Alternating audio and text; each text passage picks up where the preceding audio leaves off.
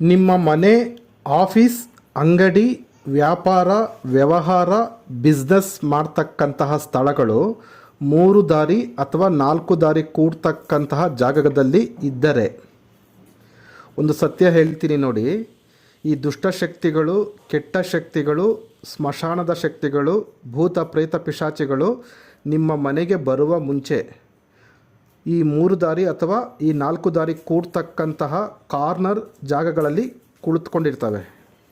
ಆ ನಂತರ ಸಮಯ ನೋಡಿಕೊಂಡು ನಿಮ್ಮ ಮನೆಗೆ ಪ್ರವೇಶ ಮಾಡುತ್ತವೆ.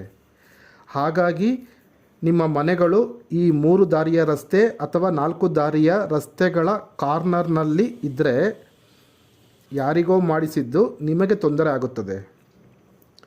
ಒಂದು ವೇಳೆ ನೋಡಿ, ಕೆಲವೊಂದು ಮಾಟ ಮಂತ್ರ ಪ್ರಯೋಗಗಳನ್ನು ಮಾಡಿಸ್ತಾರೆ, ಕೆಲವೊಂದು ವಾಮಾಚಾರ ಪ್ರಯೋಗಗಳನ್ನು ಮಾಡಿಸ್ತಾರೆ.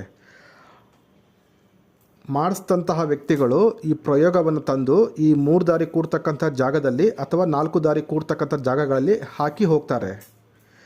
ಅಂತಹ ಸಂದರ್ಭದಲ್ಲಿ ಆ ಮಾಡಿಸಿದಂತಹ ಪ್ರಯೋಗ ಆಗಿರ್ತಕ್ಕಂತಹ ವ್ಯಕ್ತಿಗಳ ಹೆಸರು, ನಿಮ್ಮ ಹೆಸರು, ಅವರ ನಕ್ಷತ್ರ, ನಿಮ್ಮ ನಕ್ಷತ್ರ, ಅವರ ರಾಶಿ, ನಿಮ್ಮ ರಾಶಿ ಒಂದೇ ಆಗಿದ್ದರೆ ಹಾಗೇನಾಗುತ್ತಂದರೆ ಅದು ಯಾರಿಗೋ ಮಾಡಿಸಿತ್ತು ನಿಮಗೆ ಬಂದು ಸೇರಿಕೊಳ್ಳುತ್ತದೆ.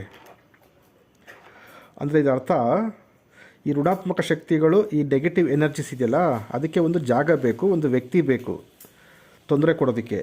ಹಾಗಾಗಿಯೇ ಈ ಕಾರ್ನರ್ ಸೈಟ್ಗಳು ತುಂಬ ಡೇಂಜರಸ್, ಅಂದರೆ ನೆಗೆಟಿವ್. ವಾಸ್ತುಶಾಸ್ತ್ರದಲ್ಲಿ ಈ ಕಾರ್ನರ್ ಸೈಟ್ಗಳನ್ನು ವಾಸ್ತು ದೋಷ ಅಂತ ಹೇಳ್ತಾರೆ. ನಿಮ್ಮ ಸಮಯ ಚೆನ್ನಾಗಿದ್ದಾಗ ಏನೂ ಸಮಸ್ಯೆ ಆಗೋಲ್ಲ, ಆದರೆ ನಿಮ್ಮ ಸಮಯ ಕೆಟ್ಟರೆ ಆಗ ಇವೆಲ್ಲವೂ ಬಂದು ಸಮಸ್ಯೆಯನ್ನು ಒಡ್ಡುತ್ತೆ.